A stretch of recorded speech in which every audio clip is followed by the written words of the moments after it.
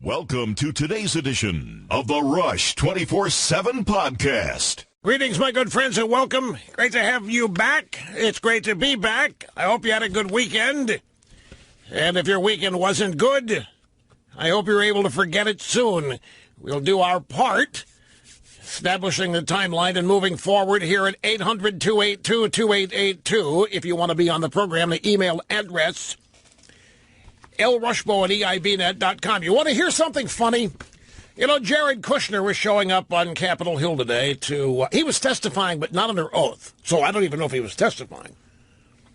He was just up there answering questions. Jared Kushner has released, 11-page document detailing everything they supposedly want to know here. The big takeaway from it was that in this meeting that was arranged between that goofy-looking PR guy from London, Lodestone, whatever his name is, didn't take Kushner 5 minutes to figure out it was a waste of time and wanted out of there. He sent an email or a text to an associate saying, hey, give me a call or send me an email. I got to get out of this meeting. It's a total waste of time. And he's prepared to unload and tell them whatever they want to know because there's nothing that he knows to tell them. At any rate, the media has been, as you can imagine, waiting with great anticipation for Kushner's arrival up on Capitol Hill. They have their tongues have been on the sidewalk waiting with bated breath, the anticipation. And I want you to listen to how his arrival was treated at CNN. This is John Berman and Poppy Harlow, TV husband, TV wife. They're not really married, but that's what you call male-female anchors. They call each other my TV husband or my TV wife. I happen to know this because, well, I know people that do that, and that's how they joke with each other. Except in the case of Joe and Mika, it's actually going to be true someday, if it isn't already. But they're an outlier case in many ways. Anyway, Berman and Poppy Harlow are breathless here in their play-by-play of Jared Kushner walking through a door upon his arrival. Here's how it sounded. Hang on one second. Guys, I think let's go back to Capitol Hill right now. This, I believe, is Jared Kushner, senior advisor to the president, arriving. Let's listen. Mr. Kushner, was it appropriate for you to meet with the Russian officials? Mr. Kushner, all right, Jared Kushner, senior advisor to the president, son-in-law, as loquacious as ever upon his arrival. That is a true fact, as loquacious as ever, because he doesn't usually say very much. Doesn't say anything to you people, but they covered Jared Kushner arriving and walking through a door. Were you able to hear the questions that were asked there with the... I wasn't. It's a good thing I have transcripts. One of the questions was it appropriate for you to meet with Russian officials, Mr. Kushner? Mr. Kushner, was it appropriate for you to... And, of course, he ignores him and walks on in. But, you know, they're just waiting every day, folks. They're waiting. They have to have a body camera on everybody because they think, they get up every day thinking that day is going to be the day that some bombshell is discovered that they're going to be able to get rid of Trump by sundown that day. And this is what is motivating them. It is what is inspiring them, the belief that there's something after over a year, that there is something out there that is waiting to be discovered that's going to result in Trump being gone. And, of course, there isn't anything, and there won't be anything because there isn't anything. And it just becomes more and more comical to watch and listen to now as they do breaking news for Jared Kushner arriving and walking through a door. Ladies and gentlemen, I got a cryptic email this morning from a friend who said that a friend of his, who I know, all these people must remain nameless, have been charged with some serious vetting of people. The Trump administration is vetting people as they would if they were considering somebody for cabinet secretary or similar position in the bureaucracy. My friend did not know who it was being vetted. And I had no idea, and I didn't pursue it because I knew that if they didn't know, they weren't going to, I didn't want to hear a guess. And so a couple hours later, I'm in the midst of intense show prep here, and I run across a story published this morning by the New York Post. Headline, Trump may be considering replacing Jeff Sessions with Giuliani. President Trump considering naming Rudy Giuliani to replace Jeff Sessions as Attorney General. According to a report on Monday, the president is so unhappy with Sessions, who he criticized last week for recusing himself from the Russia thing, that he's thinking of bringing back the former mayor to run the Justice Department. The president kind of hit Sessions again in tweets either last night or this morning. When was it? Which he referred to his beleaguered attorney general. It was last night. Well, it was either last night or today. I've got both of them here. I just can't speed reading them real quickly to find them. But it was the second time that Trump has taken a swipe at Sessions. I thought the first time that it was, for lack of a better term, an invitation to resign. Didn't you? I mean, it was rather obvious that I think Trump is a mixed bag. He has a lot of appreciation for Sessions. Sessions was the first mainstream Republican to come out and endorse Trump, and eagerly so, fearlessly so. And it was primarily over the issue of immigration, which is a major, major important issue to Senator Sessions, as well as related issues to illegal immigration, such as American manufacturing and jobs. And he was fearless in his support and endorsement of Trump and traveled around with him.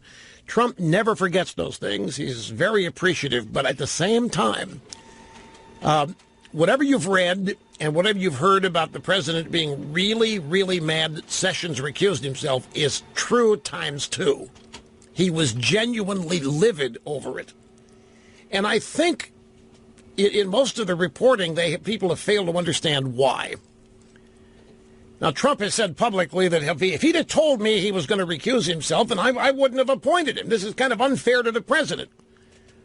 I think what it boils down to, Sessions recusing himself angered Trump because I think Trump thought Sessions was a bull in the china shop fighter like Trump is. And the reason he thought that is because it really took a lot of gonads for Sessions to do what he did. Early on in the Trump campaign, we're coming off Trump's opening statement where he said what he said about Mexican illegal immigrants, what he said about Senator McCain, all these things, and the immediate reaction from mainstream Republicans was laughter and disbelief, and this is a joke. The guy's in self-promotion. He's never going to run. He's not really doing this. And then they started criticizing and ripping him to shreds. The next announcement was more of the same, and it took, for many people, a couple of months for it to really settle in that Trump was serious. Not here, of course. We knew from day one. But Sessions got on board in the midst of all of that when the rest of the Republican Party was trying to figure out what the heck was going on, distancing themselves from Trump so that they would not be embarrassed by association with the stench, whatever. But Sessions was right there. And he was traveling with Trump, and he was speaking with Trump, and he was obviously publicly repeating his endorsement over and over again. There's no question Trump has and had deep appreciation for that. But now the game begins. Trump gets elected. It's time to reward Sessions. I think it was always going to be the case that Sessions was going to be AG. And that recusal, I think, just stunned Trump. I shocked him. It did me, and forgive me for projecting myself onto Trump here, but it certainly blew my mind. Particularly how it happened. Under questioning from Al Franken, a certified joke. And it then led to the appointment of the special counsel, Robert Mueller, and so forth. There's a lot of blame to go around in this, and I frankly think that Sessions is the kind of man Trump needs in his administration. Sessions is a by-the-book attorney general, a by-the-book legal mind, and that's, I think, one of the bones of contention here is because it's arguable that he didn't need to recuse himself. You could make a great case that he didn't need to. But it's also kind of a little bit discomforting, unseemly for Trump to go after such a loyal supporter this way, especially when Sessions made it obvious he's not going to resign. He made it clear that he's not going to resign. He made it clear after Trump gave him the invitation to quit. Sessions doubled down on how much he loves the job, how much he's going to continue to love the job, how he's going to keep performing the job while appropriate. So Trump is going to have to, I think, dismiss him. My guess could be that after this latest swipe referring to the Attorney General as beleaguered, that Sessions might just decide to resign on his own. Regardless, it looks like Rudy Giuliani is being vetted. Now, you have to think that Giuliani's already been vetted. Way back many moons ago. Back during the transition, maybe Giuliani was up for something at some point. What is Rudy doing now? Rudy's job now, it's an unofficial job, but I played golf with Rudy back. In fact, did you pay the attention to British Open this weekend? Brandon Grace on Saturday shot a 62, a record, an all-time record for the Open Championship. Nobody has ever shot a 62. I got to play with that guy at the Ernie Els Autism charitable tournament back in March up at Old Palm. And he was the pro, and our group was Rudy and Marvin Shankin of Cigar Aficionado, Wine Spectator, and me. It's our team every year. And we had Brendan Grace. He was the greatest guy. He gave me one of the best tips. You golfers would understand it. The first 3 holes, I was duck hooking everything, first 4 holes. And he didn't say anything. It was really good. And after seeing it the 4th time, he said, "Why are you standing up?" I said, "What do you mean?" "You're standing up is just stay down, hit through the ball. You're standing up. That's why you're duck hooking it." I said, "Really? I wasn't even aware. I'm an amateur. How do I know this stuff?" So I made it a point, keep my weight on my back foot as long as I could, and bam, that's when I took over the match, and we ended up winning the tournament because on the back 9, it was like 6 pars and 2 birdies for me. And we won the thing by 1 point over Nicholas's team. But anyways, Brandon Grace, he's from South Africa, and he's one of the nicest guys. Anyway, talked to Rudy back in March, and what he was doing then, what he said. Notice how I got that story in, folks. Our team. No, I did not beat Jack Nicklaus. The way that Brendan Grace's team beat Nicklaus's team. I didn't beat. Come on. Do not twist my words. You're acting like I'm Trump and you're the media. I did not say that I beat. I said we beat Nicklaus's team by 1 stroke. And Nicholas, he's as competitive as he always was. He's a little icy afterwards, till I told him I agreed with him that they need to dial the distance of the ball back. No, he was not icy. I'm just kidding. Anyway, it was tremendous fun. And when I saw, I didn't watch it on Saturday. I was out slopping the ball around myself. I came home and I saw that, and I just bursting with pride. He's such a great guy. He was so nice. He was. All those pros that play in these charitable outings are really great. It's the only sport where amateurs can play with pros on their field. You can't play football with the NFL. You can't go out and play Major League Baseball with those guys, but you can in golf, and it's a thrill. It's a treat. Anyway, you keep distracting me. Rudy told me his job was worldwide cybersecurity expert. He was, at the time, serving Trump in the area of worldwide cybersecurity, meaning he was up to speed or getting up to speed and keeping everybody else up to speed on the latest cybersecurity efforts being employed by nations all over the world. He was the emissary from the United States to other countries in that regard.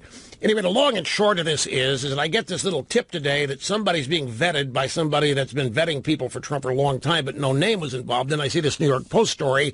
Trump may be considering placing Sessions with Giuliani. And then I remember the latest Trump tweet where he took another swipe at Sessions, referring to him as beleaguered. So it looks like, does that work for you? It does not work. That does not work with you, huh? It doesn't work. All right. Well, anyway, I don't know. I mean, I wouldn't have put Rudy's name to it had I not seen the the New York Post story. Anyway, folks, it's great to be back. Kick off a brand new week of broadcast excellence. As always, a lot to do. Can't wait to get to your phone calls. Again, the number is 800-282-2882. As long as I'm on it, how about Jordan Spieth? Did you see Jordan Spieth's round yesterday at the British? Okay, you didn't see it. This Jordan Spieth, I mentioned this after he won the Masters a couple years ago. What a fine. I don't want to sound like an old fogey here, but what a classy. He's 24 in 4 days. He's the youngest player, professional, to win the British Open. He's the first under 24 to win 3 majors. He's from Dallas. And he is, if you have a daughter, he's the guy you would want your daughter to marry. He's the kind of guy you'd like to have as your son. He's just, I don't want to ruin his image by saying clean cut, but the guy is just cultured and mannered. He had one of the greatest acceptance speeches yesterday during the ceremony to present him the claret jug, the trophy.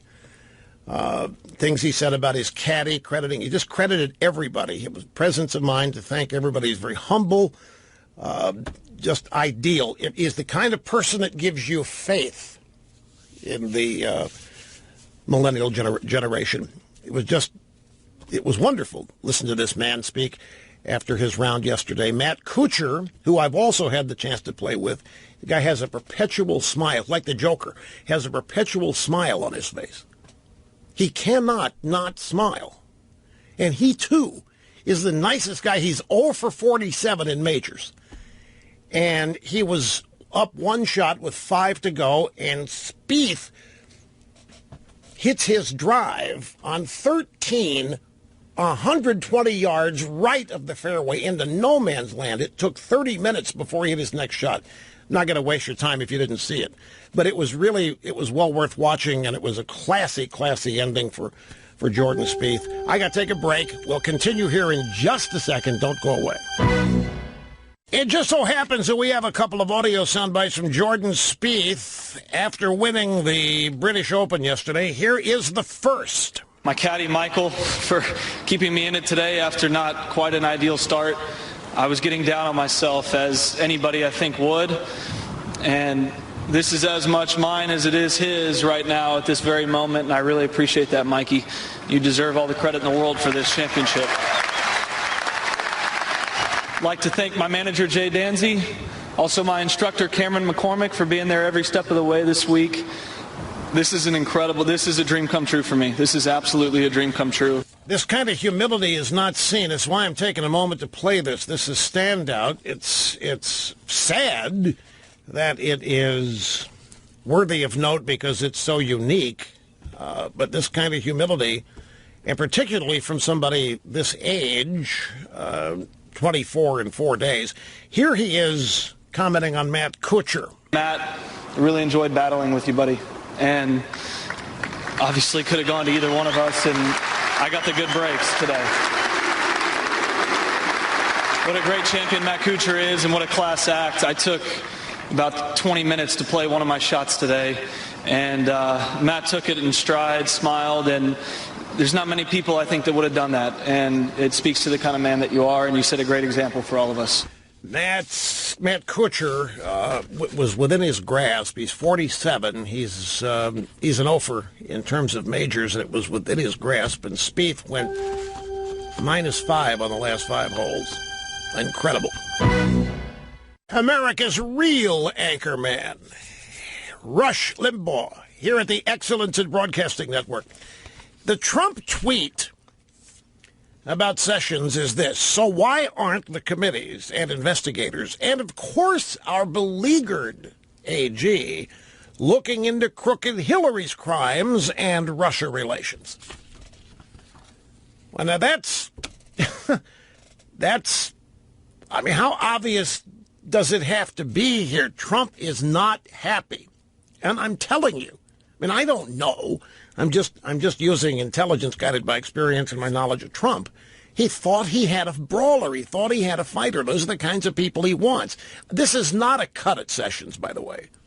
Folks, I know Senator Sessions, too, and I have the utmost respect for him in any way you can imagine. I hate to see him being treated this way. He's a really fine man, and he is a fighter in his own way. He carried the water for anti-immigration policy in the Senate when no Republican or very few Republicans, and Cruz and some others joined him, but he was the guy that, pioneers take the arrows. He was the leading spear taker. He was the guy taking all the fire. He's in his own way. He's a fighter, but not in the sense that I think Trump imagined. And it could well be that Trump believes that he's the president and that's the executive branch, and everybody in there works for him, including the Attorney General. And he might think that the Attorney General is the equivalent of his lawyer. And, of course, that's not the case. That's not the structure. That's why the White House counsel's office exists. But it's clear to me that Trump is unhappy with Sessions' lack of defense of Trump. I mean, that's what it comes down to. So why aren't the committees and investigators and, of course, our beleaguered AG looking into crooked Hillary's crimes and Russia relations? Now, Trump has a point here. Let's drop the thing on Sessions for a moment and try to keep something in perspective. We are living at a time in our lives, you and me, politically. We're living in circumstances I don't think very many of us ever thought we would have. Do you realize that aside from the embeds and the career people that have been appointed to the various levels of bureaucracy by previous presidents going all the way back to Jimmy Carter, aside from that, the Republican Party, on paper, runs Washington, D.C. The Democrat Party, on paper, has not had this low a power profile since the 1920s. And I'm referring to elected positions held. Now, don't forget the caveat. I know there's all kinds of Obama holdovers and Clinton holdovers at the Pentagon, the DOJ, and I know that matters. I know that counts. But they still do not have the power that the Republicans have. And it is one of the most perplexing and frustrating and angering things. A circumstance, I don't know how many of you ever really thought the Republicans would win the White House, control the Senate and the House at the same time with such majorities, 2 seats in the Senate, but even Trump's electoral victory. And yet, despite that, what outward evidence of it do we see? I would submit that most of you think that the media, and therefore the Democrats, still run Washington, even though the media hasn't been elected to anything. The media does not hold elective power. The Republicans do.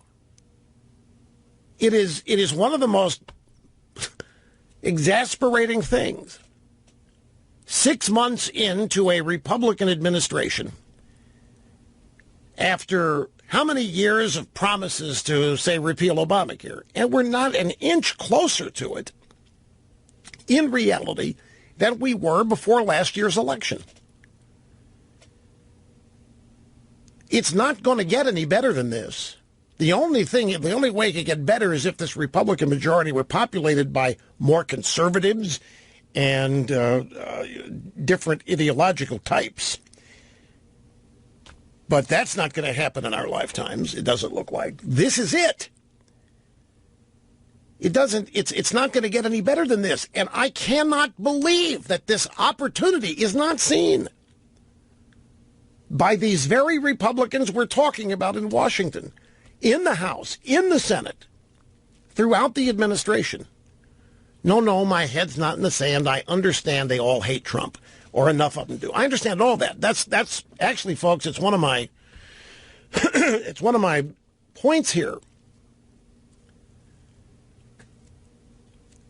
It's an opportunity being squandered, and I know it has you frustrated. And what Trump is talking about here, why aren't these Republican committees, why aren't these Republican investigators, why isn't my attorney general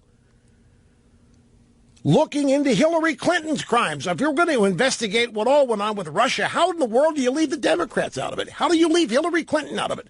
The Republicans run the show. It's time for the Republicans to start acting like it. Politics is what it is. The Republicans don't appear to want to play the game. I know the old saw, they didn't think they were going to win, therefore they weren't prepared. So what? They did win. It ought to be euphoric. It ought to be exciting. Apparently it isn't. Apparently it's frustrating and challenging and all kinds of things you would never associate with victory. Victory shouldn't be a problem. Victory shouldn't be a negative. We're in a huge battle in this country, and it isn't populists and nationalists versus conservatives, or conservatives versus moderates, or moderates versus... We are in a battle for the future of the country. You could call it patriots versus progressives. You could call it Americanism versus liberalism. You could call it what it is. Whatever you want to call it, it is what it is. It is us against the progressives who are attempting to change and transform this country away from what it was founded to be. And there just doesn't seem to be any pushback, especially with all of this power. And do not doubt me, they have loads of power, and they're not using it. And we could come up with all the guesses, and we'd be right 8 out of 10 times about why they're not investigating Hillary, why they are not investigating the Democrats' connection with the Russians. By the way, there's new news out today that the FBI did get hold of some computer equipment from Debbie Blabbermouth Schutz's IT guy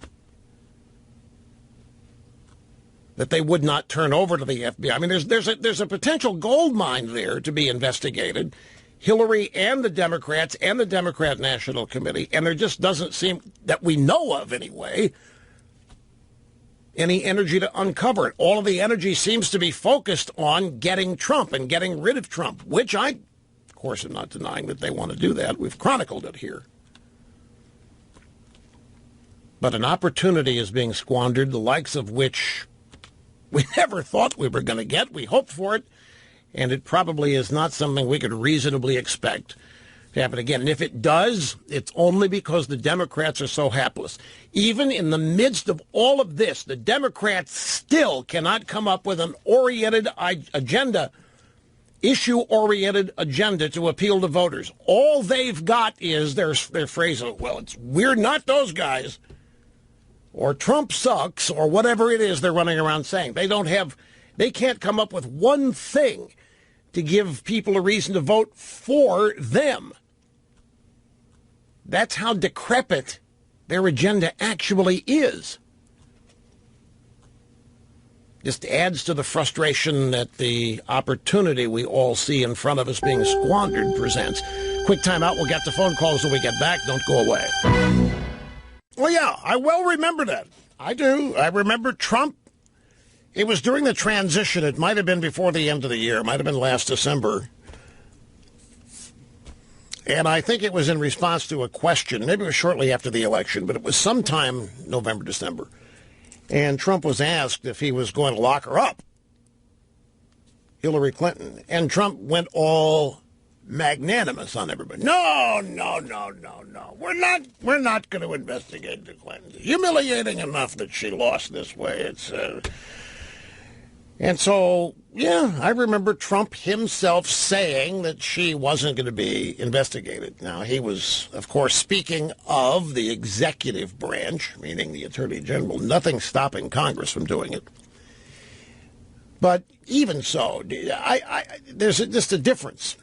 And it's speaking now in the political sense. The Democrats have a killer instinct and the Republicans don't. Republicans have a survival instinct. They do. They just want to get through the day without the media ripping them to shreds.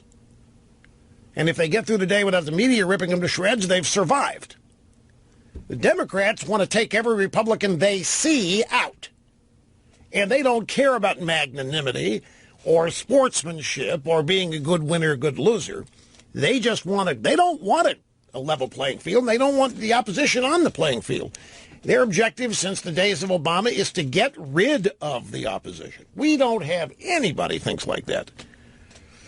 At least not in elective positions. So if Trump wants an investigation of Hillary, he's going to have to pull back from his original statement that there wouldn't be one. He's going to have to call for it now. Because he's the one who said he wouldn't do it. And he was, as I say, he was trying to be a good sport, win big and good sportsmanship and so forth, magnanimity on display. But he's going to have to recall that if he wants others to follow his lead. Let me get started on the phones here. Mark in Wichita. Great to have you, sir. How are you doing? Well, it's a pleasure, Rush. I'm glad my call didn't drop because I have an important message I want to get to you and the millions of listeners that you have. And that message is, man, you have finally done it. And I want this message to go to those intermittent listeners or those occasional listeners or especially the new ones and the young ones. I was an occasional listener, too. I listened to you. I enjoyed your program. But you are now A1 on my list every day for 3 hours. I need to listen to you. I signed up for 2 years of the Limbaugh letter this morning. Whoa. You finally did it. What did it? When you say I finally did it, what was, as you say, when I look at the knowledge, when I look at the accuracy, when I look at the insight, the intuition over this last year and a half, you were right, and everybody I used to respect, the so-called experts, the so-called know-it-alls, they were wrong. They were completely wrong. They continue to be wrong. That's true. They do. And you are my voice of sanity. Well, what a great call to start off with. The only thing, I didn't know we had casual listeners. I thought everybody listened was an addict. Well, let me tell you, it is one of those things that unless you make it a priority, and for God's sakes, if this country isn't a priority, if our culture, if our society, if what we believe in isn't important enough, then what is? And I finally came to that realization that if this isn't a priority, then by golly, it needs to be, and now it is. 3 hours a day, is that too much to ask? No. Heck no. Excuse me. Well, not to me. I really appreciate that. Well, I'm looking forward to the Limbaugh letter, that kind of additional insight, that kind of background, that whole idea of how to deal with the liberal ideology that we're just immersed in and hit with every day. I'm very much looking forward to that additional assistance. But I just needed to get this out. I needed you to know, not just to inflate you. You don't need that anymore. But your audience, I want these millions of people to hear, prioritize it, listen, understand, learn, educate. That's what this is.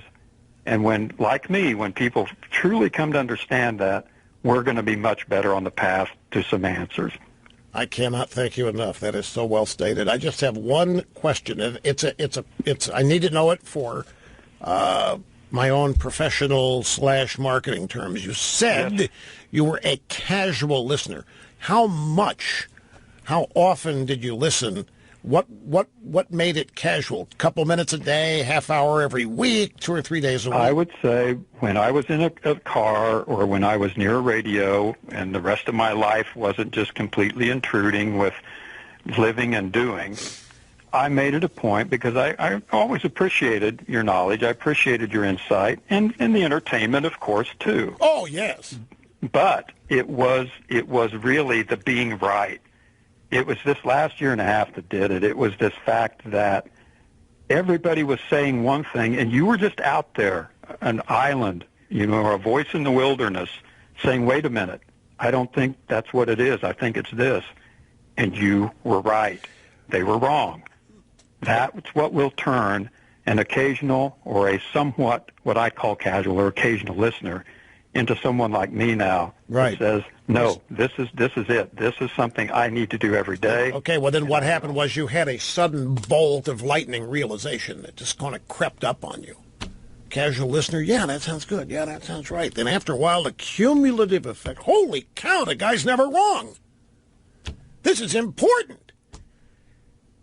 15 hours a week. Is it really too much to ask? Let me squeeze another one in quickly here. Joseph in Edgewater, New Jersey. Hey, Joseph, I'm glad you called. You're next. How are you doing? Hey, Mr. Limbaugh. I've been listening to you since I've been in my child booster seat in the back of the car. I'm 20 years old. I'm a millennial. Not the type you would think that would be a Trump supporter, but I am. I've been from the beginning. I just wanted to say one quick thing. As millennials, we've grown up on the internet. We've grown up on Twitter. In fact, when Twitter came out, I was still in middle school. Right. It's like your air and water. I'm sorry? It's like your air and water. I mean, it's your survival. Exactly. And it's been, obviously, I'm Latino, but I'm still called the R word, for everything. I'm a traitor or whatever. Well, whatever. That's fine. But so, we grew up on Twitter. And when we were in middle school, we used to do the exact same thing that the president is doing on Twitter now. We used to call people out by name and not say to their face whatever.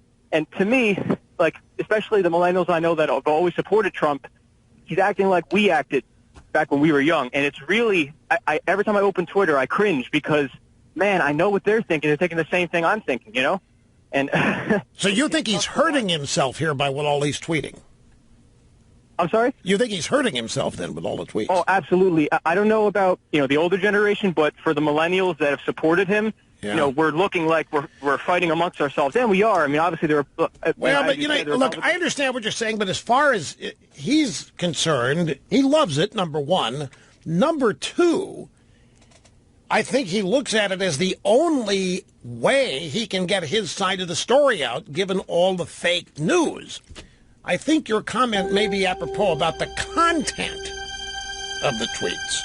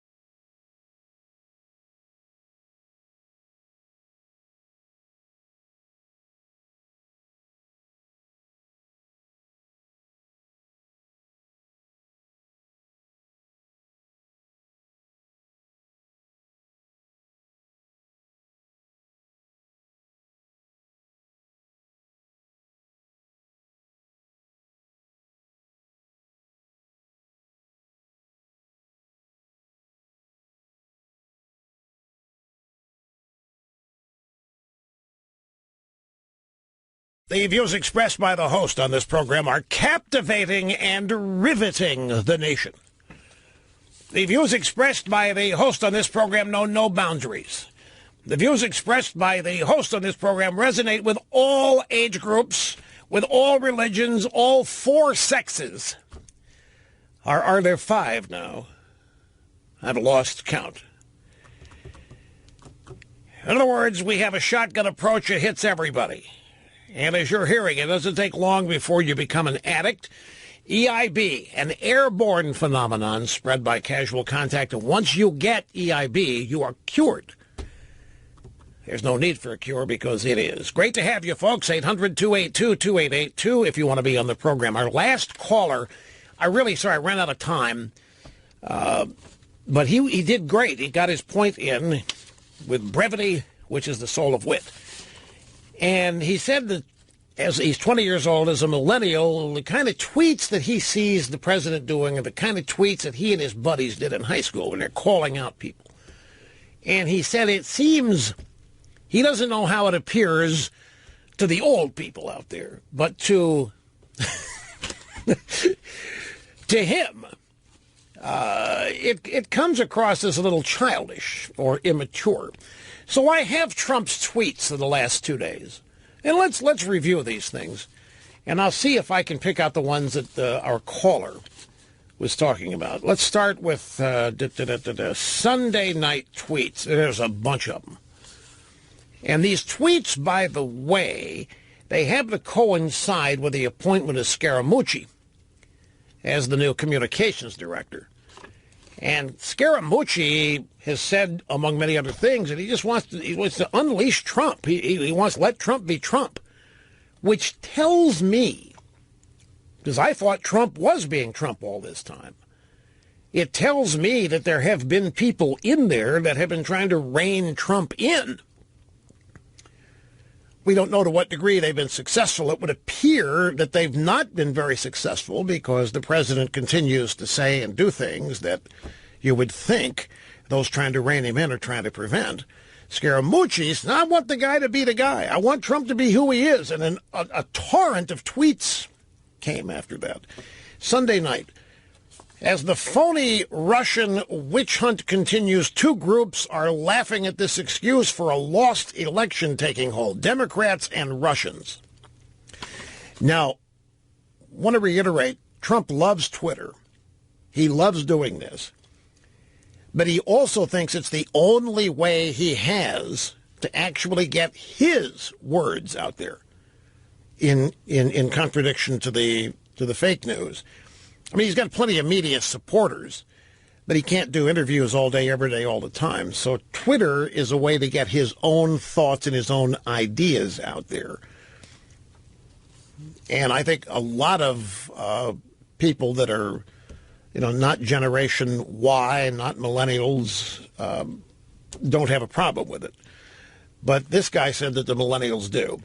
Next, Trump, it's a tweet, it's very sad that Republicans, even some that were carried over the line on my back, do very little to protect their president. How does that sound to you? You love that one. Mr. Snerdley, the official program observer, loves that one. Very sad that Republicans even, I would venture, I should have kept our young millennial on the line to run through these with him. My guess would be he doesn't like that one. Sounds too defensive. The guy's president of the United States. What's he doing complaining about? Don't make yourself out to be a victim. You're the most powerful man in the world by virtue of the office you hold. Why sound like a victim? Very sad that Republicans, even some that were carried over the line on my back, do very little to protect their president. Look, I understand the sentiment. I just got through talking about it a half hour ago. The Republican Party has more power than they ever dreamed of having, more power than we ever dreamed they would have, and they're squandering it. They are not using it to advance an agenda. They're not using it to defeat an agenda, other than maybe their own presidents. Not all of them, but clearly. And I know people are saying, well, the Republican Party today is so diverse, it's like trying to herd cats. You telling me that we can't come up with... See, this, I think, is the essence of the problem. We don't have... In my lifetime, we have never faced a larger collection of extreme radical opposition. I mean, the Democrat Party has become farther left. It's become more extreme. It has become questionable in its devotion to America as founded. Never seen anything like this. The Democrat Party's always had a bunch of extremists in it, and their supporters have always been, but they're unified. I mean, the Democrat Party is not all that diverse. And my point is that we've never had a greater opportunity to contrast what we believe with what they believe. And we're not even doing that. We're not even taking the time to inform the American people how destructive the Democrat agenda is. And by the way, even though they claim they can't come up with any ideas, they've got an agenda. Their problem is they don't dare be honest about it. But they've got one. And their agenda is the total transformation of the United States. And it's abundantly clear if you just listen to what they say and listen to what they oppose. It is abundantly clear. There's a golden opportunity for education, a golden opportunity to inform people, but a golden opportunity to contrast. Never better opportunity than we've got right now to draw that distinction between what we believe and who they are. And it's being squandered because there are many people inside the Beltway on our side who do not think that anything is particularly odd right now. They mock the idea that the nation is in crisis. They mock the idea that the future of the country is at stake. They think that's laughable. Because where they live, it may be laughable. Where they live, they're happy to be in the club, even if it means perpetual second place. They're happy to be there. Their economy is functioning. They don't have to deal with many of the problems the rest of the country does. So what could be so bad? I mean, they don't have to deal with the problems of illegal immigration or all these wacko cultural things the left is doing. Trump, in this, very little to protect our president. I understand the sentiment there. Next tweet, it's hard to read the failing New York Times or the Amazon Washington Post because every story/opinion, even if it should be positive, is bad. Well, there's nothing arguable. That's true. If Republicans don't repeal and replace the disastrous Obamacare, the repercussions will be far greater than any of them understand. Now, that's all true. But I'm just going to have to tell you, why does the president separate himself from the Republicans on this? I mean, he's as much a part of the process of getting this across the finish line. This is what presidents do. They bring together different coalitions and they lead the way into moving the agenda forward. Never is it easy. And I know as many different factions of the Republican Party exist, unifying them is tough. But the fact of the matter is, what's unique about this is that many in the Republican Party don't want Trump to succeed. They don't want his agenda to succeed, even if they support it, because Trump's an outsider, and they don't want an outsider to succeed. Insiders, ruling class. I was thinking last night about Angelo Codevilla and that piece. You know that piece, 4 years old now, or maybe 7 years old now, the ruling class piece that he wrote in the American Spectator that I came across. He ended up writing a book on the premise that I wrote the foreword for, in which he explained to everybody what the establishment is and who they are and what it is that motivates them, what they do to protect themselves. He called them the ruling class. We call it the establishment. But it was bingo.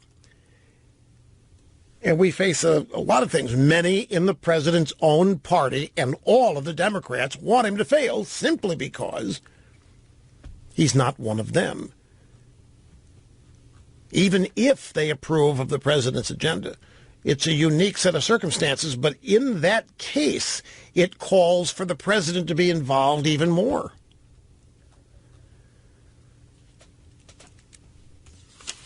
I mean, that's just it. If Republicans don't repeal and replace the disastrous Obamacare, the repercussions will be far greater than any of them understand. That's all true. And I really do believe that if that happens, if nothing happens with Obamacare being, I don't think Trump is going to take a majority of the heat. Because it's the Republicans who've made these never-ending promises for 7 years about this.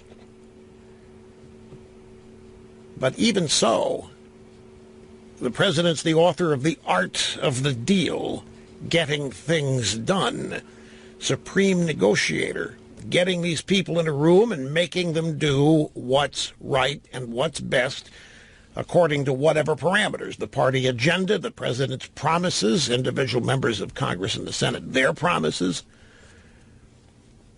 And then he gave a shout-out to Lou Dobbs. Thank you, Lou Dobbs, for giving the first 6 months of the Trump administration an A+ in cutting regulations, stock market, jobs, border, etc.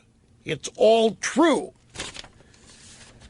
And then there are 5 other tweets that happened this morning. Drain the swamp should be changed to drain the sewer. It's actually much worse than anyone ever thought, and it begins with the fake news. All true, again. But why is he writing of this stuff as though he's a bystander? Why is he writing of all this stuff as though he's an observer? He said he was going to drain the swamp. Now it's the sewer. What do you do with plugged sewers? You go out there and get Roto-Rooter. You ever hired Roto-Rooter? You ever needed Roto-Rooter? You know why you need Roto-Rooter? Well, in addition to all the obvious, you've got tree branches that find their way into the sewer lines. You've got to root them out of there. It's an ugly process. The plumber comes in with his snake, his machine, and runs it in there into the plumbing pipe, starts screwing it around in there, and with the junk that comes out of there, that's exactly what he's talking about, rooting out the sewer. But he's not a bystander in this. Fire all of the Obama embeds. Fire the Obama holdovers at DOJ, the Pentagon, the State Department. Get rid of the Clinton people that are hanging around the EPA, what have you. He's not a bystander. Was not elected to be a bystander. I'm not saying he is, but the tweets come off. Could be interpreted that way. After 1 year of investigation with zero evidence being found, Chuck Schumer just stated the Democrats should blame ourselves, not Russia. In a sense, that's true. Chuck U was on the Sunday shows, and he did say that they've got an agenda put together. They're putting together an agenda of ideas to give people reason to vote for them. And he did allude to the fact that they can't live off Russia alone. But that's just for consumption on the Sunday show. That doesn't mean that pencil neck Adam Schiff's going to shut up. It doesn't mean that all these people are going to stop focusing on Russia. This is just Chuck U giving the Democrats cover and giving the media permission to start reporting on the Democrats in ways other than their focus on Russia. And then he did tweet about pencil neck. He said, sleazy Adam Schiff, the totally biased congressman looking into Russia, spends all of his time on TV pushing a Democrat loss excuse, meaning Schiff's on TV all the time blaming Russia for the Democrats having lost the election. Anyway, that's just some of the tweets of the last 2 days from the president. We got to take a quick time out. We'll do it and be back before you know it. Don't go away. And we're back. El Rushbo and a brand new week of broadcast excellence at 800-282-2882. Why don't play a soundbite here from Brit Hume since we're talking about this. This was this morning on America's Newsroom, Fox News Channel. Shannon Bream talking to the analyst emeritus at Fox News, senior political analyst emeritus, Brit Hume. And Shannon Bream said, let's start with health care. A lot of the senators say that they don't know what they're going to be asked to vote on, that they don't know what's in this. So they don't know if they'll vote to proceed to debate or not. If that happens, it will be one of the most colossal failures we've seen by any political party in power in a very long time indeed.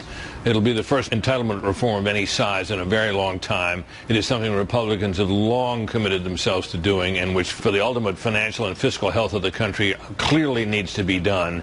But the Republicans can't even do this. It'll signify, I think, Shannon, that entitlement reform, which is something, nearly everybody agrees needs to be done, can never happen. Because if the Republicans can't do it when they control the White House and both houses of Congress, you got to ask the question, when can it ever happen? That's an interesting point. It's kind of along the lines of the point that I've been making. We're never going to have this opportunity again. Well, in some of our lifetimes, we are not going to have this opportunity. And let's face it, folks, psychologically, attitudinally, a lot of Republicans in Washington never dreamed this was going to happen. They thought Trump was toast. They all did. Everybody in that town. Now, there's some exceptions, of course, but I'm talking about dyed-in-the-wool insiders in Washington. Every one of them thought Hillary Clinton was going to win. It was only a question of how big was her landslide going to be. We've had Republicans admit that they weren't prepared to win. They weren't, therefore, planning on actually governing. They were planning on resisting, which they didn't think they were going to have much success at resisting, because they didn't think that they were going to have much power. And I know for a fact that a number of them thought that the first female president was going to be just as impossible to deal with as the first African American, meaning you can't criticize her, because if you criticize her, the press will call you a misogynist or a sexist or a pig. And so they were prepared to basically get walked over again like they have been the last 8 years under Obama. And then all of a sudden, the unexpected happens and nobody's prepared for it. And because nobody was prepared for it, there was nobody that actually, if you don't think it's possible, you really don't think it's possible, then how do you attitudinally, psychologically prepare yourself for the thing that you don't think is possible? You don't. So Trump wins, and it's an absolute shock. And then the added bonus or detriment, depending how you look at it, a lot of Republicans won because of Trump. It wasn't just that Trump secured victory for himself. He's right. He did pull many of them across the finish line. He is the reason that the Republicans have a majority in the Senate. He is the reason the Republican majority in the House expanded. You couple that with two things. They never expected it to happen, and some of them wish it hadn't happened. So here's Britt Hume saying if the Republicans can't get rid of entitlements, and you know how important that is. Reducing the size of government means reducing government spending, reducing the role of government in people's lives in terms of oppressive regulation, things like that. It's something the Republicans have ideologically stood for. It's been part of their brand. It's been part of their positioning for who knows how long. And if they can't do it, if the Republicans can't reduce the budget, if the Republicans can't stop growing, if the Republicans can't even repeal a horrible health care bill, then who can? Who will? And this is his point.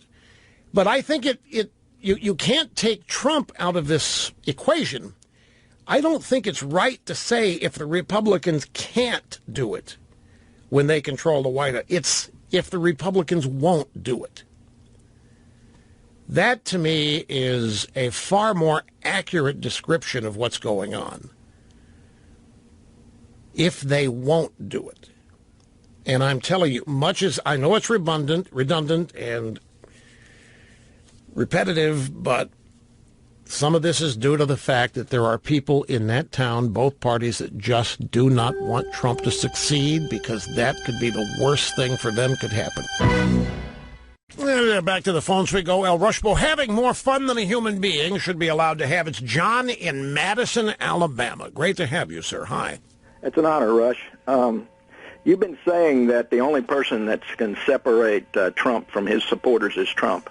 And I believe that if he gets rid of Jeff Sessions, that'll be the beginning of that, especially if he replaces him with another New Yorker, somebody like Rudy Giuliani, who was not, in fact, if I remember, Rudy was anti-gun, and Rudy was also pro-amnesty.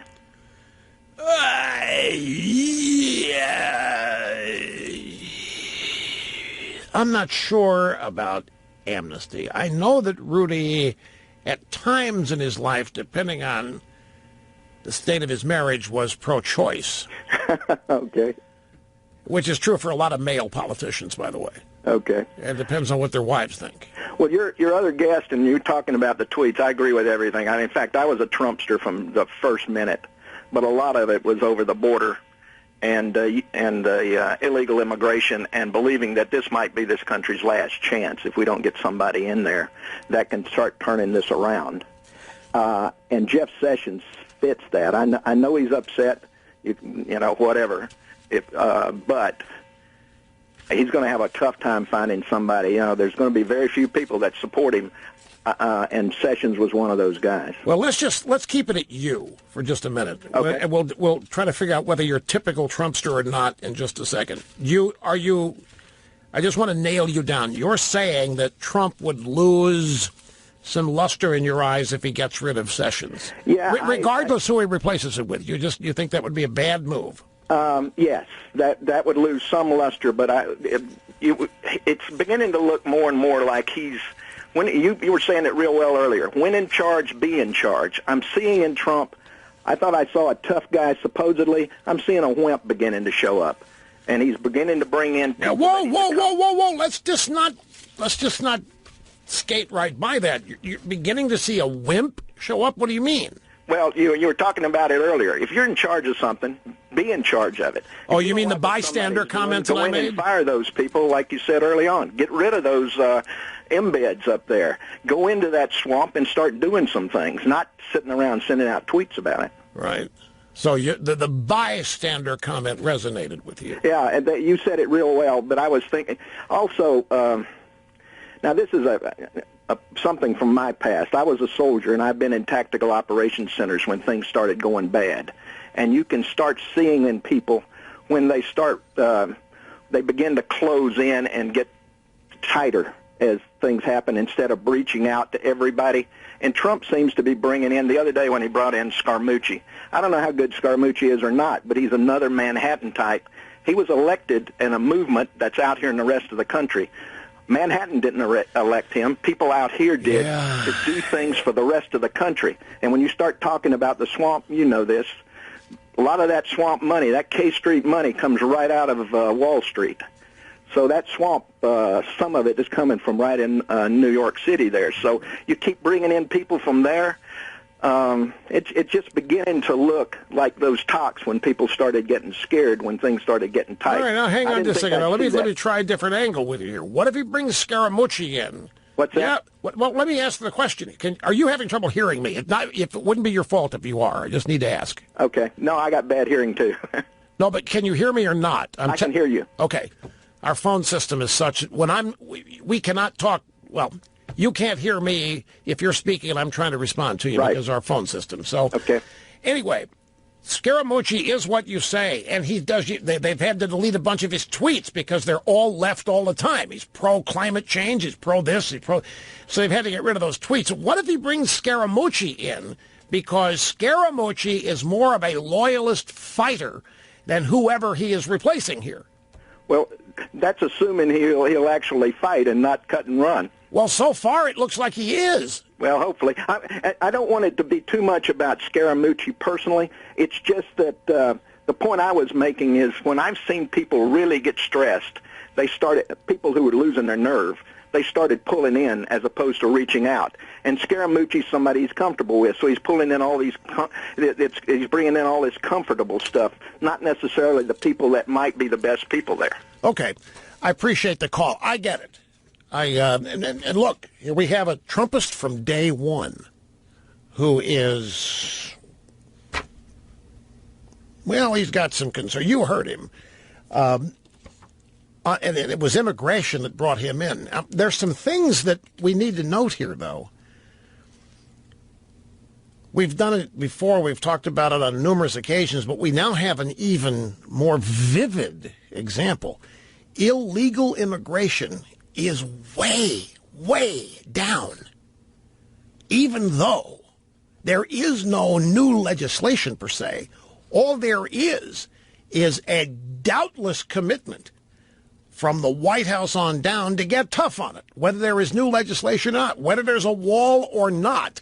The would-be illegals around the world are not seeking, they're not trying, they are not getting into this country in near the numbers they were. It is way, way down. In other words, it is a humongous success, and all that has happened is a stated intention to eliminate it by building a wall and other such things. Enforcement policies by ICE. The laws on the books being enforced, which they haven't been.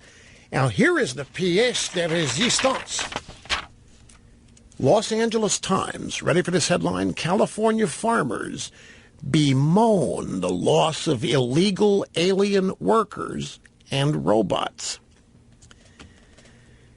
Farmers growing fruits and vegetables in California are increasingly upset at the prospect of having to either upgrade to robotic technology, or they're upset at having to offer higher wages and benefits to get their crops picked.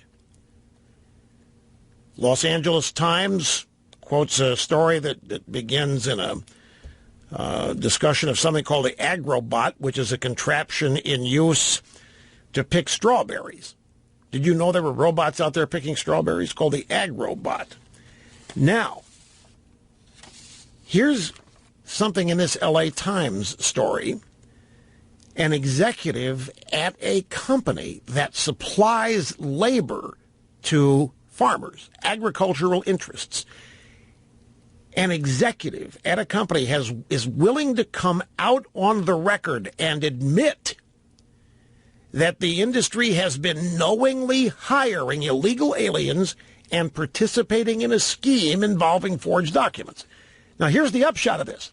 Because people around the world are aware and believe that Trump means it, that we're going to eliminate illegal immigration. We're going to build a wall. We're going to enforce the law. We're going to deport. We're going to do all. Fewer of them are coming in.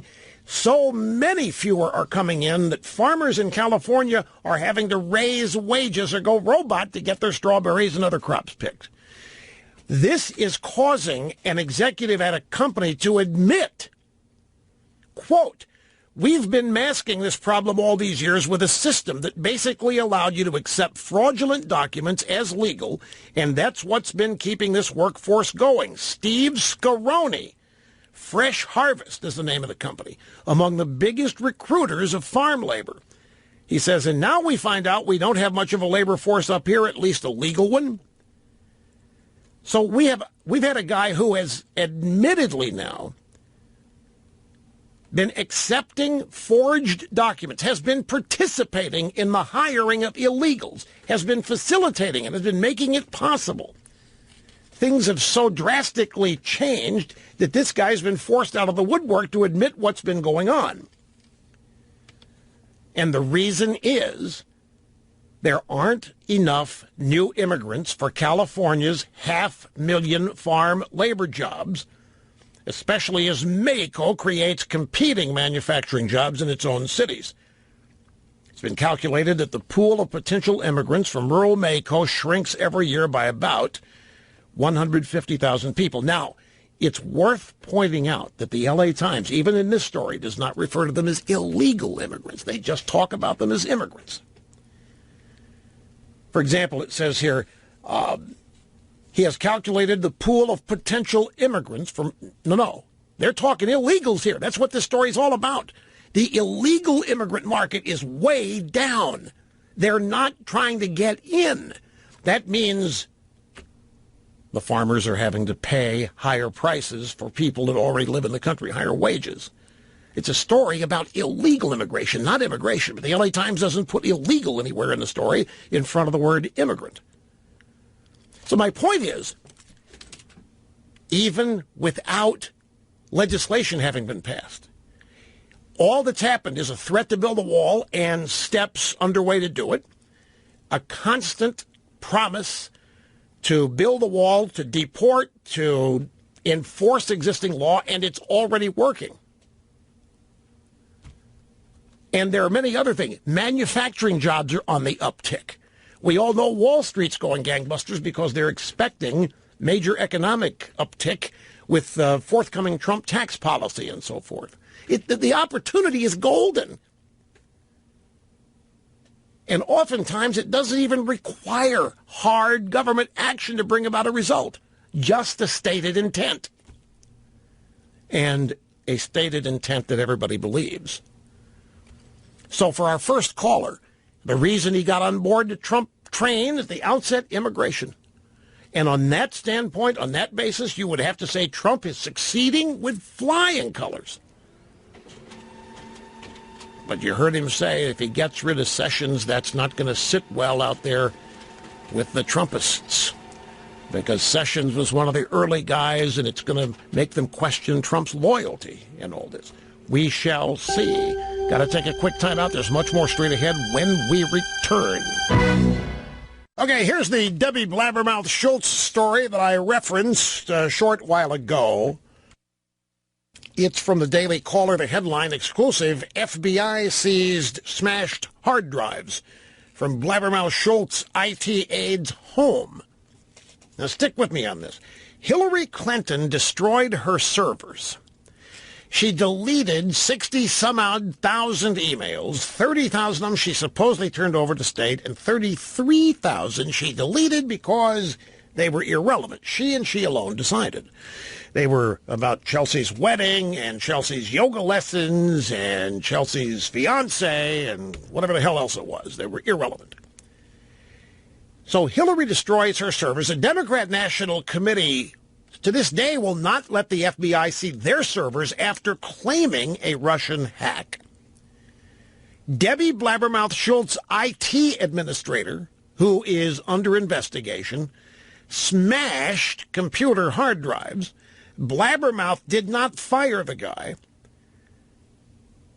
And all the while this is happening, Obama was spying on the Trump campaign team. Does anybody see a pattern here? You got corruption, you got collusion, you got cover-up, except it's all on the Democrat side.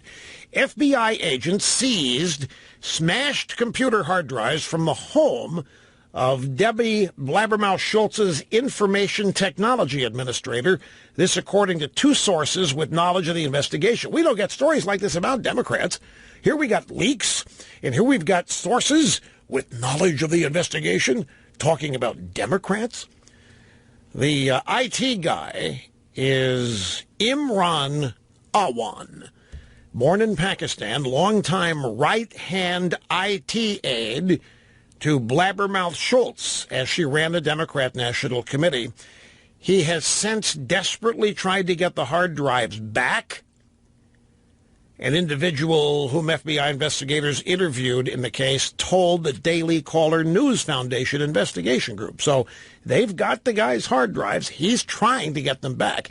An additional source in Congress, speaking on condition of anonymity because of the sensitivity of the probe, confirmed that the FBI has joined what Politico described as a Capitol Police criminal investigation into serious, potentially illegal violations on the House IT network by this guy who was working for Blabbermouth Schultz and three of his relatives who had access to the emails and files of more than 24 House Democrats who employed this guy and his family on a part-time basis. Capitol Police have also seized computer equipment tied to a Florida lawmaker, in this case Blabbermouth Schultz. Have you seen this reported anywhere? This is the Daily. You've seen this? I saw a couple of weeks ago there was a reference to this guy and his family and the work they were doing for the Democrat National Committee and so forth. Well, the Daily Caller's been the only ones on it. I mean, they're the ones that had the story 2 weeks ago. They've revived it a bit today, but nobody's picking up on this. It makes sense. This is the exact kind of story that Democrats at drive-by media would want to ignore. because exactly what they're claiming happened with Trump and Russia and all this, it actually did happen with the Democrats. Their server was hacked. They wouldn't turn the servers and any of the network equipment over to the FBI for forensic analysis. Instead, the IT aide, Debbie Blabbermouth Schultz, and 3 of his family members were working on IT for a number of Democrats in the House. And the FBI has seized computer hard drives from this guy. Now, what could there possibly be on these hard drives? Well, we know that the DNC rigged the election against Bernie Sanders. The point is, folks, there's an FBI investigation of Debbie Blabbermouth Schultz, who ran the Democrat National Committee, and her IT guy. And you're not hearing a word about it. Trump's victory turned establishment Washington on its head. A victory that made it necessary to cover up what Hillary Clinton would have buried had she won. Hillary Clinton lost an election after 8 years of unbridled corruption in the Obama administration, which has consequences. I think Trump knows of this, and I think this is what Trump was talking about when he sends out that tweet wondering why Republicans and his beleaguered attorney general are not investigating all of this. Because where there's probably nothing defined in terms of what's being alleged about Trump, there's a gold mine to be found among the Democrats, particularly over the Democrat National Committee. Man, I don't know where the time's going. It's as fast as 2 hours. And we've got myself one more to go. It's as fast as 3 hours in media, actually. Jared Kushner has finished saying whatever he said to whoever, and he just came out, answered some questions from the media. We have the audio sound bites coming up. I wanted to get started on them here in this break, but there wasn't time. So we'll take a brief break here at the top of the hour, come back with that. And a really curious thing from a New York Times reporter accusing white women of racism on city sidewalks in Manhattan. Wait till you hear this.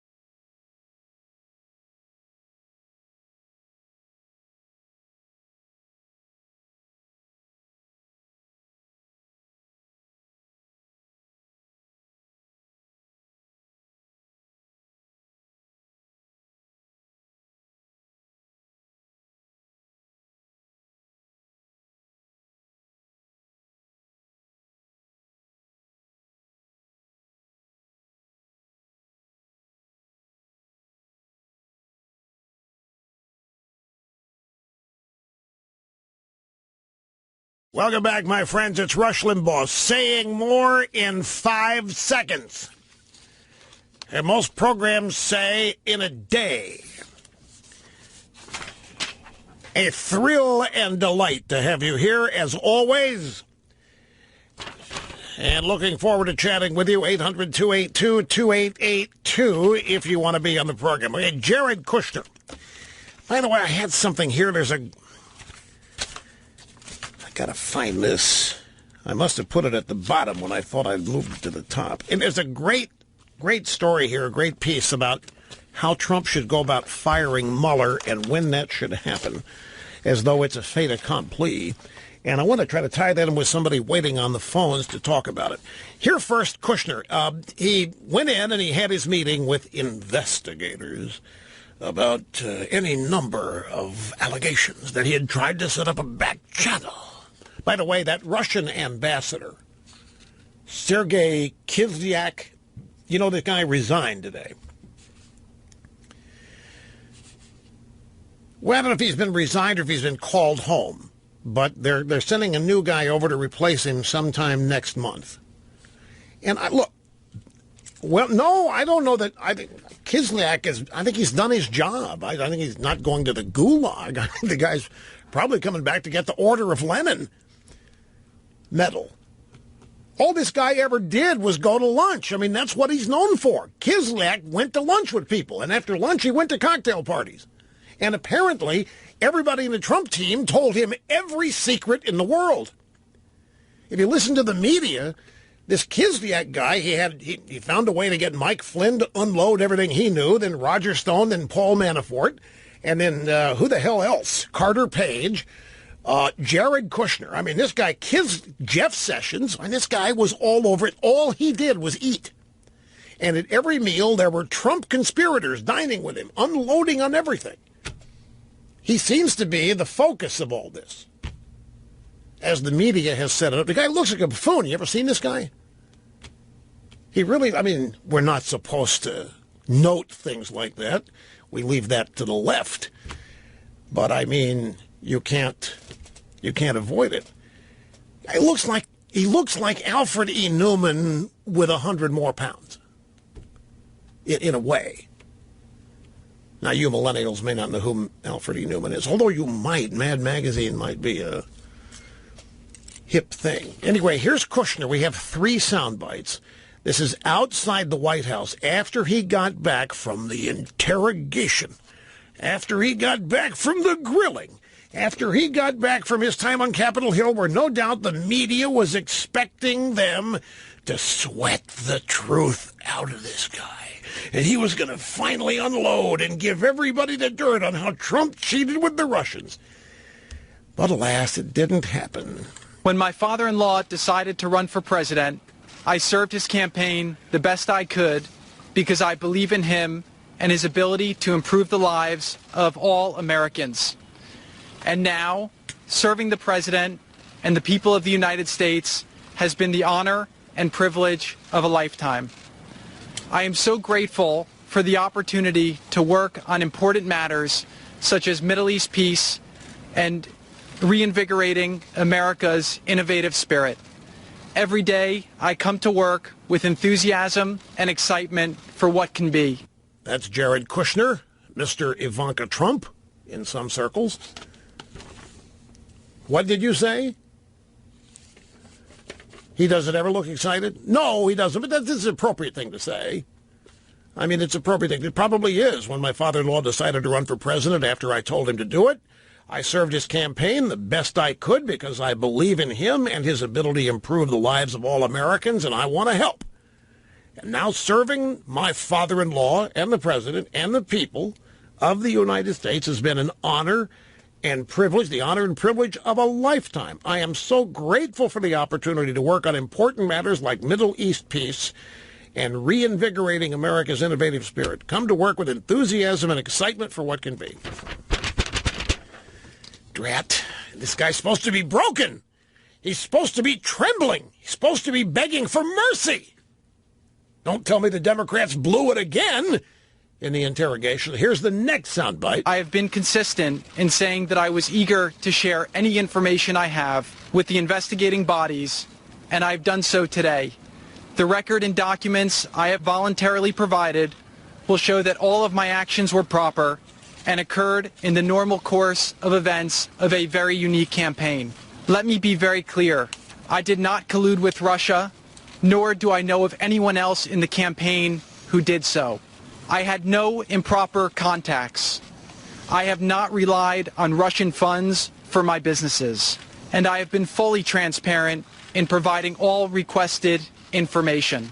Donald Trump had a better message and ran a smarter campaign, and that is why he won. Suggesting otherwise ridicules those who voted for him. And that is the best point of all of this. What this continues to be is a major, major insult and dose of high contempt for the people that elected Trump. That's exactly what this is. It is a slap in the face that has not stopped. Trump could not have won. The people supported him are minor, they're dupes, they're idiots, they're not very many of them. Kushner is exactly right. It ridicules the people who voted for him, and it claims they're not serious, and they were tricked, and they were befuddled, and they were manipulated, and all this. This is a pretty broad-ranging denial of everything. If there's evidence to the contrary here, the guy's in trouble, because this is a broad-range denial. But let me ask you, folks, I don't expect you to shout the answer, I can hear it's a rhetorical question. What he said there, fine and dandy, but does it make you nervous that he has to say it? Does it sound defensive? I'm just asking. Do not infer from anything I'm saying what I think. I'm just... Or does it sound like, good, they're fighting back, good, they're cramming it back right to Democrats' face, good. How do you hear this? It doesn't sound defensive. Doesn't sound defensive. The charges are all over the place. They've been out there for a year. At some point, they have to be answered and responded to. Kushner's going out and doing it. And I assume what he said today is simply a condensation of everything he said today in the hearing, the interrogation. Here's the final bite. It's actually Dana Bash. Now, this is an example of how they misread the Trump phenomenon. Jared's point about insulting Trump voters, I knew that was going to resonate with the media. They're going to hate that because it's the one thing about this. You know, if you get right down, if you boil this all down, one of the things that all of these establishment types in the media, Democrat Party, even some elected Republicans, what they just can't stand is that so many people voted for Trump. That's why they're trying to concoct this whole cheat and collusion mechanism, because they can't believe it. They can't believe that they do not have sway or influence over this many millions of Americans. And because they don't have sway or influence, this many million Americans must be a bunch of dopes. They must be a bunch of rubes. They must be so dumb and stupid that they can't possibly be reached by the drive-by media. In addition to everything else, do not doubt me, this is a major crawl. That they think they hold sway over public opinion. They think they are able to make it, shape it, bend it, flake it, form it. And the Trump voters spoke up in random, utter denial. And they just haven't been able to come to grips with that either. That group of people that voted for Trump, as far as the media and the establishment, that's a whole different country of people. That's a whole different universe of people. Those aren't Americans. Those are not the people we think of when we think of Americans. Those are hayseed hicks and what Obama called the bitter clingers. But Kushner is right. Suggesting that this election is illegitimate ridicules and insults everybody that voted for Trump. And that's a big reason why Trump voters are never going to fall for this collusion story and are never going to buy into this notion that the Russians rigged it with Trump. They're never going to buy into it because it makes them illegitimate, and they are not illegitimate. You people that voted for Trump are not illegitimate, and they're trying to make you illegitimate by virtue of claiming that Trump's election was. So Dana Bash on Wolf Blitzer this afternoon, she spoke about Kushner's comment that Trump won because he had a better message and that anyone saying otherwise ridicules his voters. We often talk about when people go out and speak for this president, they are speaking for an audience of one. That line was for that audience. This is for you, father-in-law, Mr. President. I believe that anybody who questions the legitimacy of your election is belittling your voters. You believe that? Do you understand what she just said there? She said that Kushner delivered that line for one person, for Trump. She said, we often talk about when people go out and speak for this president, they're speaking for an audience of one. This is for you, father-in-law, Mr. President. I believe that anybody who questions the legitimacy of your election is belittling your voters. That's not at all what he was doing. These people do not have the slightest idea of the real connection that exists between Trump, the bond that exists between Trump and his voters, and by extension, Kushner and anybody else out there speaking for him. What a laugh that Kushner was saying all of that just for Trump. You know what the implication there is. You know what she's trying to imply? That Trump is a child.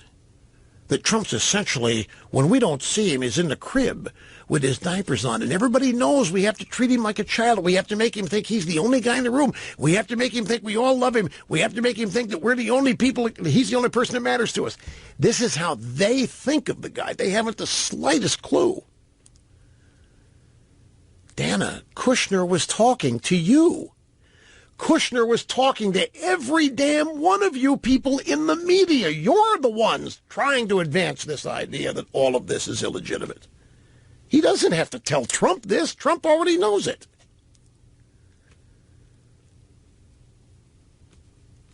They think Trump is this squishy mass of insecurity, masked by narcissistic ego.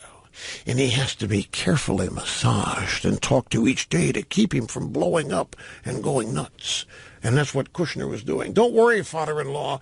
We're looking out for you. We care about you. We know that they're insulting you, blah, blah. I don't know how you can be further off the mark. But it's just further evidence, folks.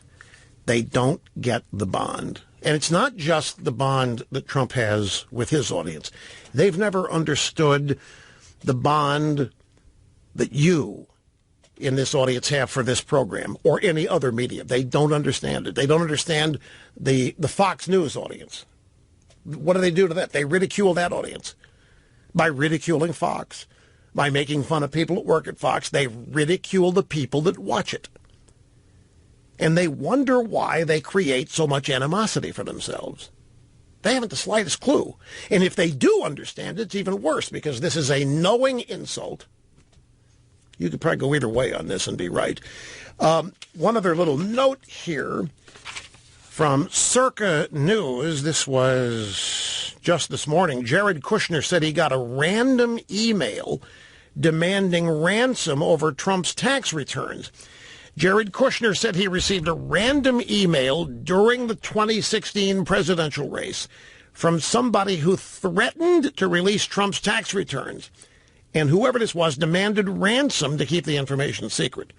Kushner said that he interpreted the email as a hoax and that he showed it to a Secret Service agent who told him to ignore it. The email was sent by somebody called Guccifer 400, allegedly demanded payment in Bitcoin. That's an online currency. He said that Guccifer 400 never contacted him again after the initial message. Kushner, in a statement, said, I had no improper contacts. I've not relied on Russian funds to finance my business activities in the private sector, blah, blah, blah, blah, blah. You know, the Trump tax returns, I think, are a large part of this, folks. Because I think these people, like Pencil Neck Schiff and Chuck U. Schumer and all the rest of them, I really do think that they think that Trump's tax returns are the way they're going to get him. It's Trump's tax returns that they're going to be able to show his nefarious connections with Russian businessmen and oligarchs and whatever else they might dig up. You know, the casino business in New Jersey, it's not exactly choir boys you do business with there. And I'm sure they think those tax returns hold the key to getting rid of Trump. Very quickly, New York Times reporter accuses white women of racism on city sidewalks for not making room for him when he's walking. Greg Howard, the New York Times actually published this. These people are flat out insane. The New York Times editors thought this column was worth running in their paper. Greg Howard, piece was titled, "Was That Racist?" He said, white women are the only group who do not courteously move out of the way for him when he's walking by on the sidewalk. He theorizes that it's because white women have been taught that they should fear black men. So white women don't make room for him because they are afraid of him. Because, of course, prejudice and racism and so forth. Mr. Howard, you're talking about Manhattan here. You're not going to find any more utopian-like liberal Mecca than New York City. If you people can't get rid of racism in New York City, if you can't get rid of sexism in New York City, which is liberal Mecca, which is where, I mean, if you can't get rid of it there, you can't get rid of it anywhere. Holy smokes. New York City is now dystopian, and it's the best place they've got. Maybe San Francisco, but I would still say New York. Back in a sec, folks. This guy's been on hold for quite a while. I'm sorry, this lady has been on hold. It's Mary from Beaverton, Oregon. I'm really glad you waited, and welcome to the program. Hello, Rush. It's an honor to speak with you. Rush, I hope somebody from President Trump's administration is listening to this call, because I have a very simple strategy that will solve this entire health care debate. Well, at least let me put it this way. Get the ball rolling, and it will be on a bipartisan basis. And my strategy is very simple, Rush, and it actually happens to revolve around something that you could not be farther off base on earlier in the week. Briefly, let me tell you what it is. President Trump needs to schedule a primetime address to the nation on health care. The major part of this address, the crux of this address, Rush, is that the president must inform the American people that Congress has exempted themselves both times. Everybody knows that. No, Rush, they don't. Please hear me out. Please hear me out. They do not know that, Rush. I speak from personal experience. They do not know that. In fact, at a barbecue just this weekend, I experimented again. 11 out of 13 people absolutely had no clue and were irate, and that's one of many examples. Just hear me out. Please hear me out. They do not know this. Okay. Trust me. The president, hear me out. The president must demand that any replacement plan mandate Congress and every federal employee is on the same plan. No exemptions, no waivers, no exceptions whatsoever. He needs to conclude his address by asking every voter if they agree with this to call their senators and congressmen to demand that they get moving and that they're on the same plan.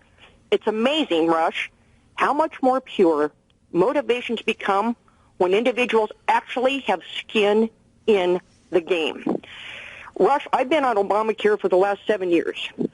Every time I would debate this, and I live in a very blue state, my friend, every time I would have this debate, whether the person was Democrat, far left, Republican, or independent like me, the vast majority of the time, you know how I'd win the debate? It was by telling them this, and the same thing would happen. They'd get on their smartphones, they'd look it up, they'd realize, my God, they exempted themselves.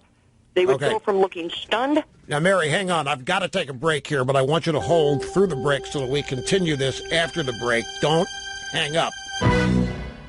CNN's reporting that Rudy Giuliani told them that there's nothing to this talk about him being vetted for Attorney General. And furthermore, CNN says that Rudy agrees with Sessions that Sessions did have to recuse himself.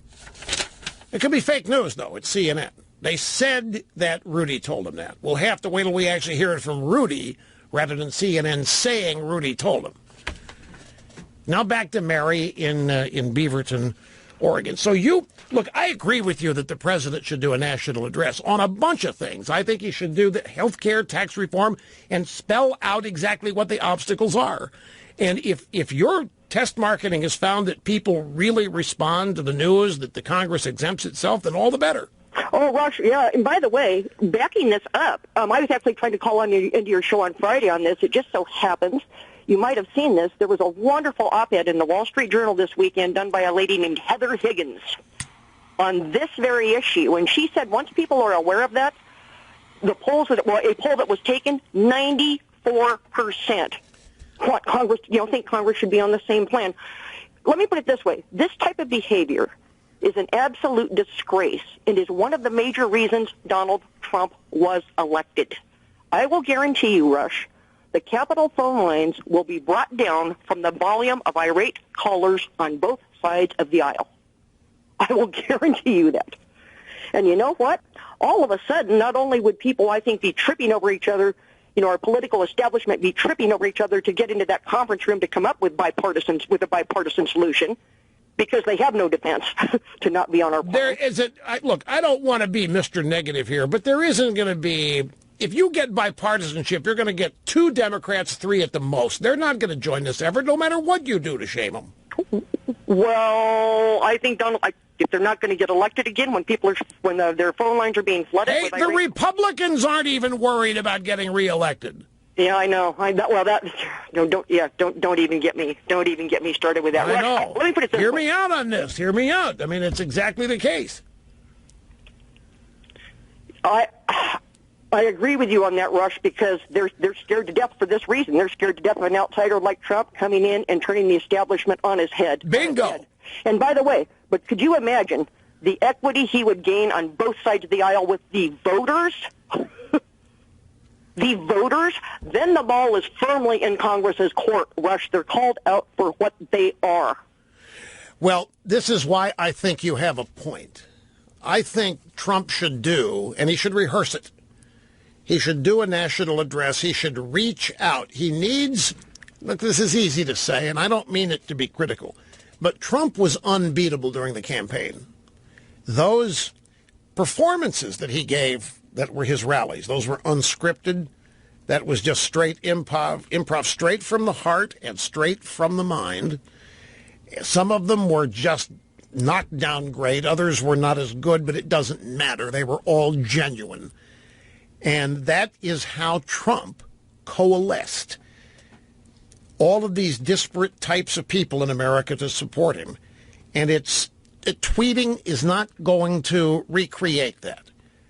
He has the bully pulpit, and he could use it to not shame members of Congress. That would happen as a byproduct with the information that you wish he would impart, but just go out and sell it. Just go out and tell everybody how wonderful it is, how great it is, how it's necessary for the nation. Use the opportunity that he's got to present the infectious personality that he has. And I don't mean rallies. He could do rallies after the speech. I mean, Bush took 1.5 years to sell the Iraq War. Look at how much time Obama spent traveling the country, speaking and lying about Obamacare. You like your doctor, you get to keep your doctor. 1.5 years of this, folks. I don't think Trump can be beat doing this. But as long as he stays in the White House and goes through the motions here of trying to work with Congress so that they lead the effort, I think that's been the mistake. This is just me, but I think that is part of it may be a Trump strategy for, okay, we're going to try it using the rituals you guys all have used. I'll do this. I'll work with you. You carry the legislation. I'll provide whatever you need for me here in the White House. I think he needs to take over and lead it. Obviously, these guys can't do it. They can't come to an agreement in the Republican Party, House or Senate, what they want to do. So you create the demand, and this is what Mary is essentially saying. You go out and you create the demand on the part of the American people. And if you throw in that in every health care bill that has been written and that has failed, members of Congress have exempted themselves from it. So the objective is to put together a health care bill that replaces Obamacare with something they would put themselves on. That'd be a damn good health care bill, don't you think? If they could design something for themselves, and which they've obviously done. They have their own health care system, something they like, somebody else is paying for it. We'll do that for everybody, and then watch it sail through. I'm glad you called, Mary. Got to take a quick timeout. Time's rolling rapidly. Back after this. I'm going to save this till tomorrow, but our old buddy Kurt Schlichter at Town Hall has put together a very important, this is an important piece, a useful piece on the inevitable and eventual firing of the special counsel Robert Mueller. And the headline, Trump needs to be smart about how he does it. And the important thing is he can't do it before he makes the case for it, meaning he's going to have to tell the people of the country why all of this is bogus. He has a bully pulpit that he actually isn't using, that he has demonstrated an awesome mastery of. He did it every day during the campaign in those rallies. Don't script it. Well, some of them would have to script, understandably, for a host of reasons. But Trump is best when it's improv. But everybody gets nervous. Oh, my God, if it's improv, what's he going to go off on tangent on? Oh, no. When you're president, that kind of stuff is important. Quick call before we have to get out. Miles in Lafayette, Louisiana. Glad you waited. You're 14 years old, it says. Yes, sir. Well, welcome to the program, Miles. Great to have you here. So my question is, why is the left and all of the media so against everything to do with Russia? Because from what I can tell, Russia has the same government values in the sense of they want big government controlling as much as possible. And isn't that the same thing that Democrats want? So why are they so opposed to?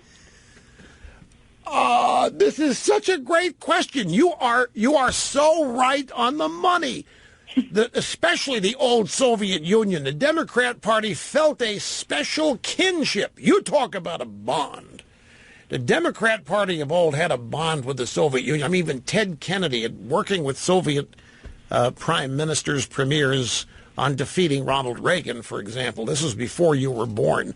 The answer to your question is that this is all they've got. And they are being schizophrenic about this because in normal circumstances, the Russians, the Soviets, you name it, have always been Democrat allies, particularly Soviet communism. They have always been Democrat allies. So the hypocrisy here is blatant. And the reason they're doing it, Miles, as you well know, it's all they've got.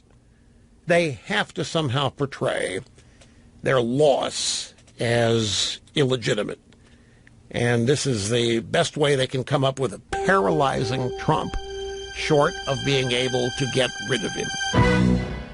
Well, looky here, the Daily Caller has a story in the headline, Paul Ryan, quote, "We were not elected to defend Trump from investigations." This is Ryan responding to Trump's tweet, "Why aren't the Republicans defending me?" No, you were elected to build a wall and repeal Obamacare and reform taxes, cut them, a number of other things. Not elected to defend Trump, really?